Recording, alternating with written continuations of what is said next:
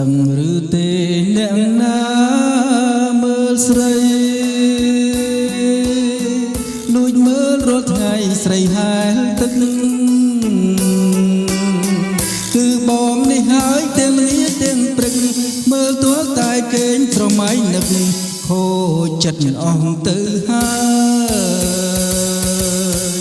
សាច់សល្អខ្ចីសងវែងប្រាស្មាហាត់ថាហែលផងក្បងទឹកលេងផង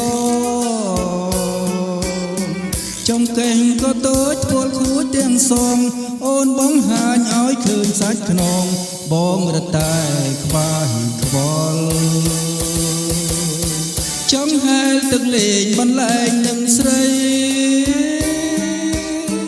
តែគ្មាននិស្ស័យដូចចិត្តនឹងបងទេទឹកអូនទឹកផ្ទះខំទឹកទុនលេបានត្រឹមតែលួចមើលអូនហែលលេមើលយូរយូរទេមិនចង់ឲ្យឃ្លាតចង់តែចាប់ជាតិកើតជាទឹកឲ្យអូនហែលលេងទាំងល្ងាចទាំងព្រឹកតែធ្វើមិនដេចបានកើតជាទឹកនេះអស់សង្ឃឹមហើយខ្ញុំ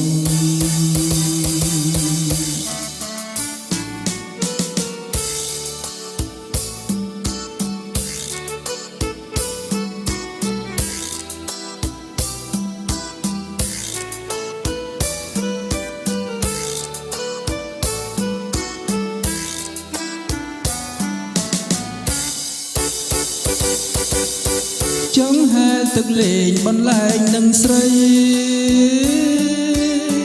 តែគ្មាននិស្ស័យដូចចិត្តយ៉ាងបងទេ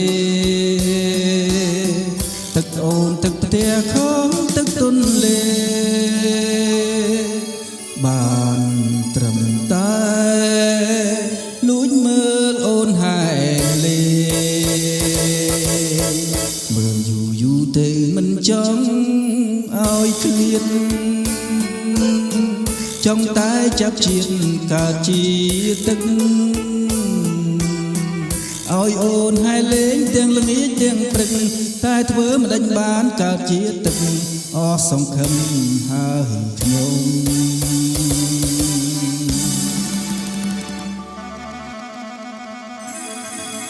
បាទសូមអរគុណសូមជម្រាបលាជួបគ្នានៅឱកាសខាងមុខបន្តទៀតបាទ